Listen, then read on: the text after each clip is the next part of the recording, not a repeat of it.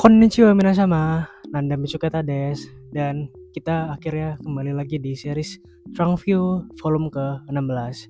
Pada volume ke-16 ini gue mau showcase diecast ke kalian semua, dan ini adalah diecast skala 143. Dan ini menjadi diecast pertama gue yang brandnya tuh Ebru, dan ini juga termasuk mobil favorit gue. Dia bentukannya MPV, tapi dia tuh kelihatannya mirip-mirip kayak wagon. Nah, daripada lama-lama kita langsung aja ngeliat apa kira-kira MPV yang mirip-mirip wagon yang ada di bagasi dalam mobil ini. Gua akan buka dari hitungan 3, 2, 1. Oke, jadi ini dia Ebro pertama gua, Honda Odyssey dengan kode bodi RB1. Warnanya dia mirip-mirip ungu, tapi dia sebetulnya abu-abu. Ya, kita lihat lebih detail lagi dari diecast ini. Kilas balik ke bulan Agustus tahun 2022, setelah gue mendapatkan skala 143 Nissan X-Trail gue itu, gue kepengen nambah satu line up lagi atau beberapa line up dari skala 143 yang model mobilnya kurang lebih sama kayak X-Trail. Dan gue waktu itu udah sempet punya wishlist, yaitu Honda Odyssey ini. Nah, Honda Odyssey ini dulu dijual sama teman gue sendiri dan udah berbulan-bulan gak laku, bahkan bulan malahan tahunan. Nah, akhirnya gue aja yang nyikat karena dia kayaknya lagi BU, dan akhirnya gue ngambil koleksinya dia ini. Dan ini menjadi Ebru pertama gue, dan gue happy banget dapetnya langsung mobil impian gue sebetulnya. Gini mobil kelihatan biasa aja ini tuh mobil impian gue, Honda Odyssey RB1 ini, karena dia punya bodi itu unik, nggak kayak MPV pada umumnya. Dan semua itu tuh ada sejarahnya juga loh minasama.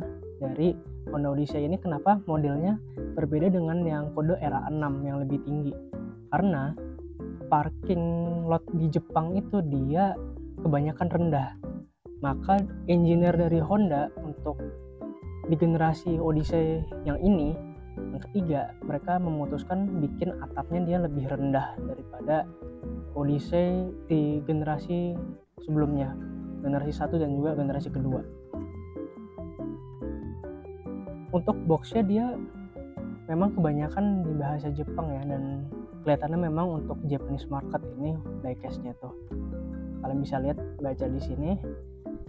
Kita langsung buka aja si diecast Ebro ini. Oke, agak sulit ya, harusnya gue bawa alat buat ini penggaris gitu, cuman gue udah bisa. Nah, yang gue suka dari Ebro ini, dia punya box itu unik. Jadi dia boxnya ini antara tatakan dan juga akriliknya itu ada locking sistemnya di sini. Jadi bisa di lock. Jadi nggak semena-mena langsung kebuka gitu. Nah, kita langsung buka aja ya. Gue agak lupa nih cara bukanya gimana, karena waktu itu ada triknya tersendiri, nggak mudah untuk dibuka. Nah, ini dia. Untuk 143 dia nggak bisa buka tutup pintu ya minasama. Ini memang terkhususkan untuk para hobi yang mereka punya tujuan ke presisi model mobilnya. Jadi bukan untuk melihat mana yang bisa dibuka pintunya, dibuka kap mesinnya, atau dibuka bagasinya. Soalnya kalau dibuka pintunya aja biasanya kan ada engsel ya. Nah, itu kelihatannya jadi kurang presisi, karena kan engselnya itu kan besar, jadi nggak kelihatan proporsional kan, kelihatan besar kayak gitu. Dan memang Ebro ini punya detail, itu dia bagus banget detail. Jadi kalau kita ngeliat di headlightnya ini coba kita lihat lebih detail ya dari headlightnya.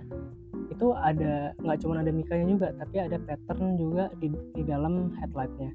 Begitu juga grill, dan juga kalau gue lihat dari catnya juga, ini catnya juga warna metalik asli. Gue nggak tahu ini apakah betulan metalik atau ada diakalin pakai cara lain.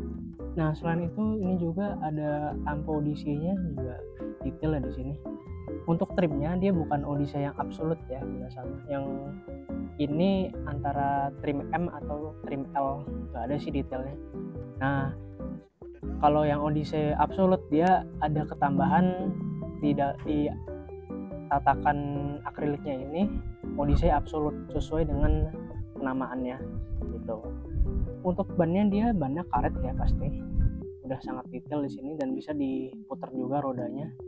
Untuk interiornya di sini yang didapat itu black, jadi di sini warnanya grey on black. Di dashboardnya bisa kelihatan ada detail kayu ya, wood panel di situ, dan juga ada detail yang warna merah nih yang bisa lihat di sini. Nah itu ada hazard lamp ya, hazard button. Bener-bener cakep banget ya Odyssey ini. Kalau menurut Minasama semua gimana untuk opini dari si Odyssey ini?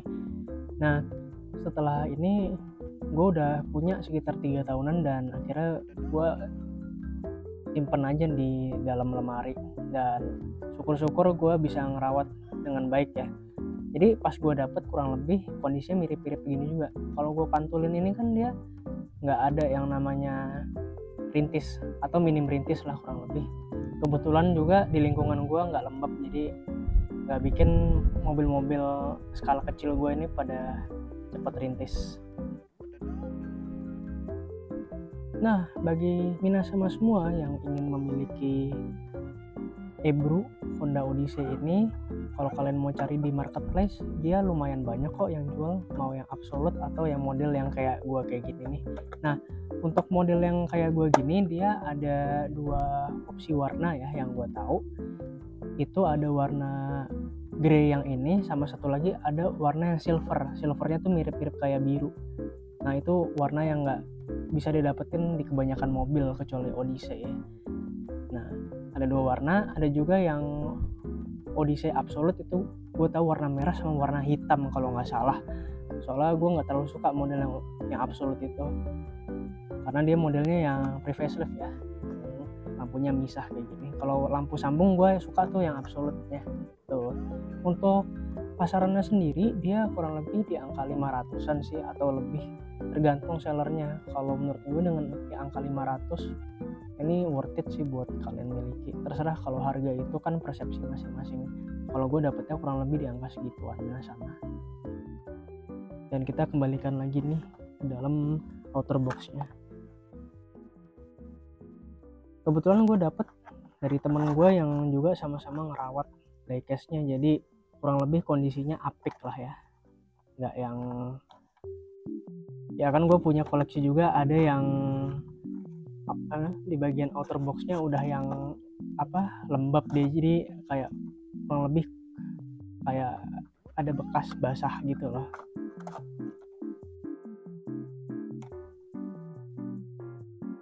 Dan berikut merupakan induktor dari Honda Odyssey RB1 dengan warna yang unik. Dia mirip-mirip warna ungu tapi dia sebenarnya abu-abu ya kalau kita lihat dari dekat. Dan ini adalah brand Ebru dengan skala 1/43. Dan kita sudah di penghujung acara Minasama.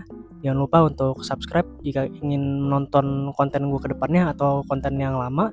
Dan jangan lupa klik juga tombol like yang ada di bawah kalau kalian suka sama videonya. Dan kepada Minasama semua, gue juga sangat mengapresiasi yang sudah menonton video gue dari awal sampai akhir. Terima kasih Minasama, dan thank you.